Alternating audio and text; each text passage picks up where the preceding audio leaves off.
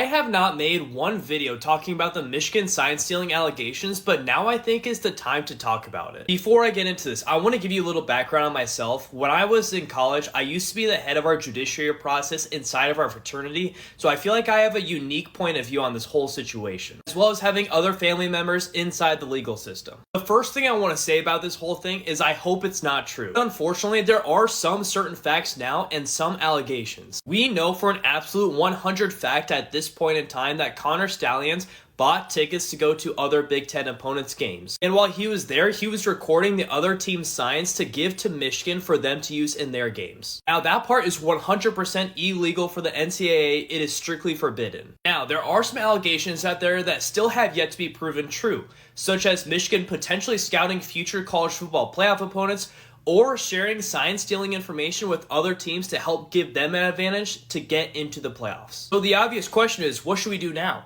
My personal philosophy for every single investigation or trial that we had as a judiciary process was to first gather all the facts before coming to any kind of decision or judgment, which if you've been following the headlines, you know that the NCAA has been doing. There was a report that came out yesterday that said Jim Harbaugh so far has no links to the sign-stealing investigation. Now, whether that will be changed in the future, I don't know. But I do know this, the NCAA and the Big Ten have a responsibility to uphold the rules when all the facts are gathered. And in my opinion, no decision or punishment should be handed to Michigan until the investigation is complete. Now, here's what the Big Ten can do. They can give a violation to Michigan for what they call violating their sportsmanship policy, which essentially says they can ban Jim Harbaugh for 2 games and give him a $10,000 fine, but anything outside of that would cause likely a very big legal battle between Michigan and the Big Ten, as well as it would need approval from many of the heads of the other Big Ten schools. In terms of the NCAA, we know that they have no remorse for Michigan, so we will see what their punishment would be. It could strip wins, Big Ten championships, scholarships, the list goes on and on. The one thing that I don't like about this from the public standpoint is people are saying that because the Big Ten or the NCAA hasn't done anything yet,